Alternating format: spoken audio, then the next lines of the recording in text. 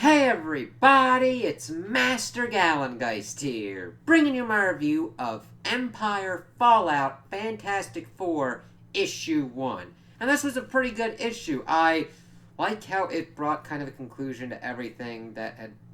Well, we had a good conclusion of what happened in Empire.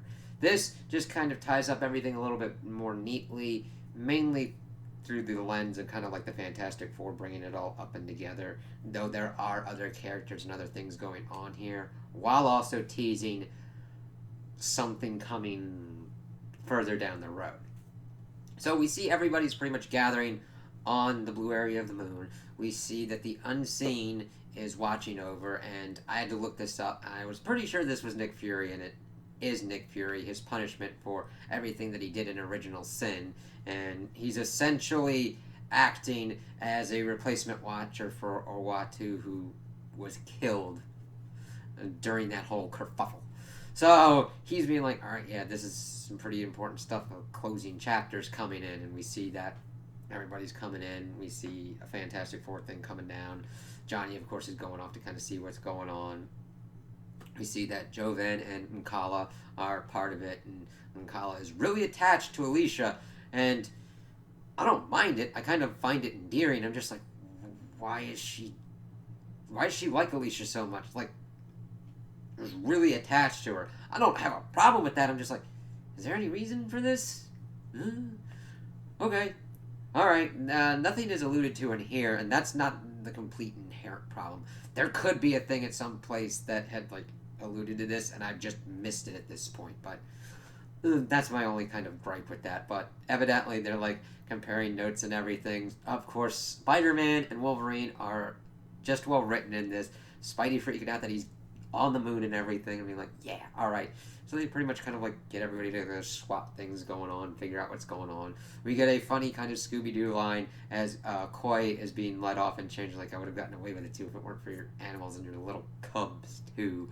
I was just like, yeah, that's kind of funny right there. And it's done really well. Sometimes there's a difference between kind of like ripping something off and paying a nice homage to something, and this is a nice homage to Scooby-Doo and everything that the children were used for in helping to end the whole Empire War going on.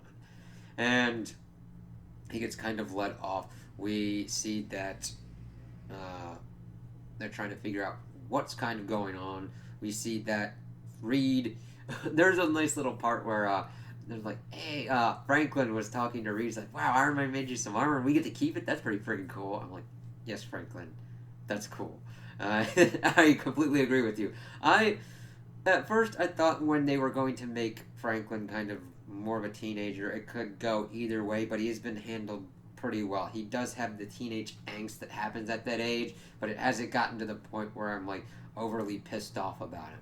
He might have hammered Wolverine a little bit too much, but Wolverine did stab one of his wards through the chest and kind of almost killed her, so yeah, they kind of that's the correct reaction. But we see that they're trying to figure out what's going on. They try and question Koi about like where the weapons they got were because they're ancient and predate certain things. But he's like, you know what, you can go choke on it and everything like that. We see that Spidey gets to catch up with Johnny. He's like, what about this whole kind of like soulmate thing? And Johnny was kind of like pussyfooting around on this situation. And Johnny's like, what?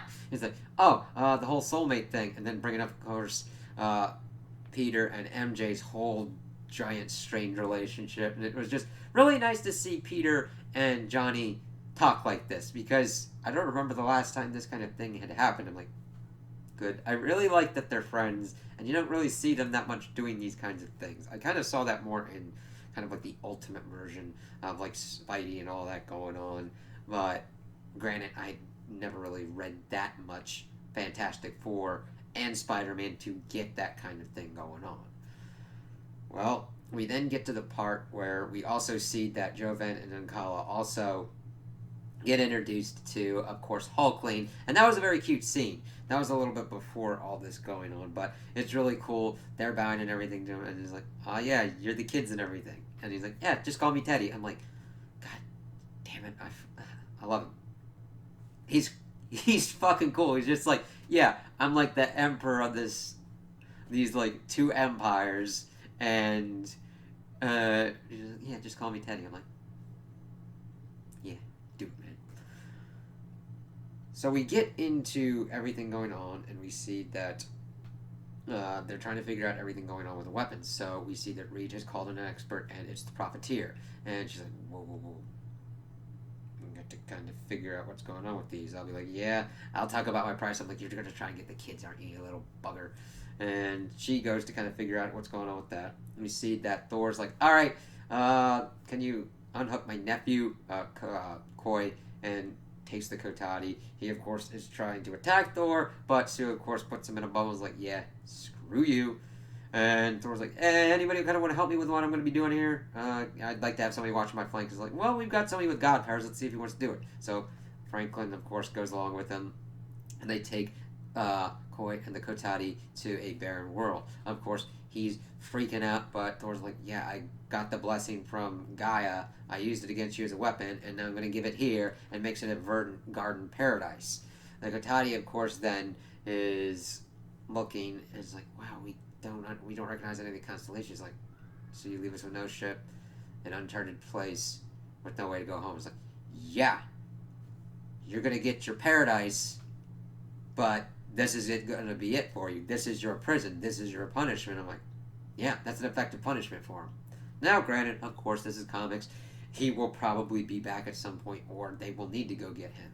And we get a nice little part where we see that Franklin's like, you got all those powers. You went on the side quest and everything. Why would you give up that? He's like, power isn't what makes someone. I would give up all of my godly power just to be for a worthy cause. What makes someone is in your heart, kind of thing. I'm like, yes, Thor, yes, that. And you really see that kind of bit go on with Franklin. He's like, all right then, son of Reed and daughter of Storm, let us go back. And it's really kind of cool. We also see that the Unseen is kind of talking about the events. Like, ah, yes, here we go.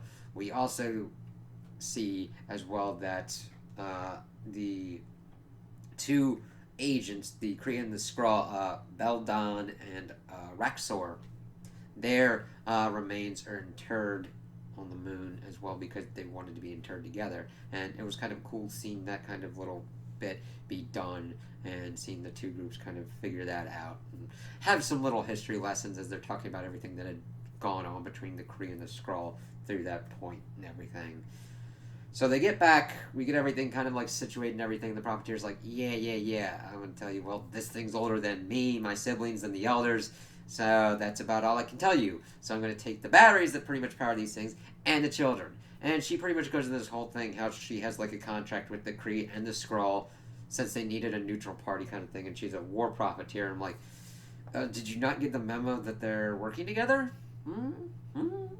And pretty much the Avengers are ready to, Avengers, Fantastic Four, everybody are together to stop her from taking the children. But we see Teddy be the boss that he is, and we're like, oh yeah, this is kind of bad. And then breaks the contract, being like, yeah, the Empires are no more, so you got no legal claim for this. I'm like,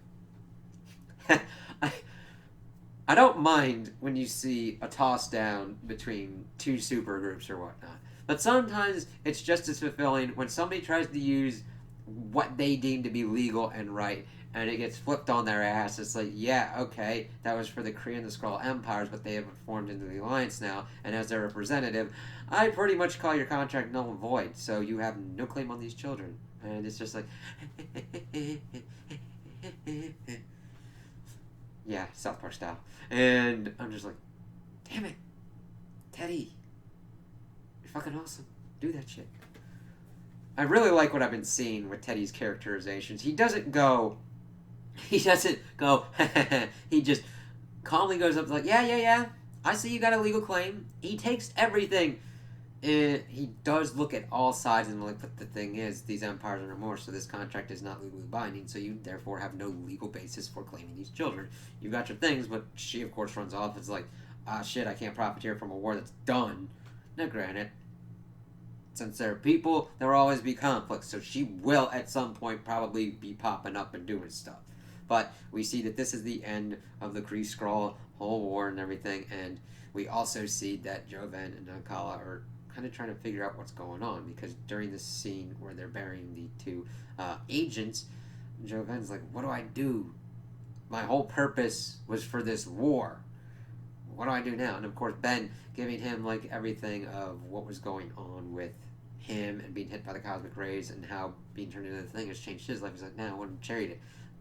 Right? Everything's gone kind of whacked out, or like completely whacked out crazy, but it worked. And I'm like, that's a good job, Ben. That's good to kind of speak to him like that. And that's important because it brings up, it's like, all right, let's kind of see what we can do with these children. And he gives, Teddy's like, all right, by me, Imperial Decree, I'm going to give them into your care. And of course, Reed is sort of like, yeah, we'll be happy to take him. He's like, sorry, but I was actually meeting Ben and Alicia. And I'm like, yeah, that actually works out very well, because of course they were going to want a family, and this is a pretty good way to adopt them. And of course, Kala's like, yes, I claim you, Alicia. And she's like, I claim you too. And Joven's like, all right, I will have you as my commanding officer, and I'll obey your commands to Ben.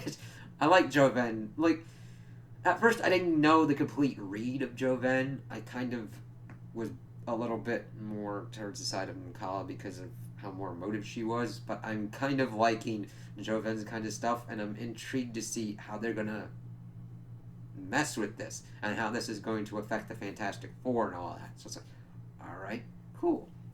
So that whole thing gets worked out. Everybody's pretty much like, all right, cool, dispersing and all that. And then we see the Unseen. It's like, all right, I kind of want to see what the hell's up with these weapons. It's like, what the? These are old. These go to the first race. And it's like, first race, holy crap. And then he starts going crazy, and Awatu pops out of nowhere, of course missing one eye. He's like, yeah, this is from the first race. There's going to be a reckoning. It's like, oh shit. And of course the Unseen's like, how is this even possible? Yep, hopefully we find out next time on Dragon Ball Z. So hopefully we will get those kind of answers, what that will mean for Nick Fury and everything, what that will mean for the balance of the Watchers, since they imposed this rightful punishment upon Nick for everything that happened in Original Sin, and what Awatu is going to be doing. So I'm like, holy shit, we got a lot of good character moments, we got a lot of kind of interesting things resolved and tied off, mainly with the Profiteer, figuring out the weapons that the Kotati were using, and how they're going to lead into the first race, and what that will mean for the universe going forward, because we've been seeing a lot of different kind of things happening within the Marvel Universe relating to the beginning of it, like Null and the Celestials, and what that means. Does this mean that the Celestials are not the first race?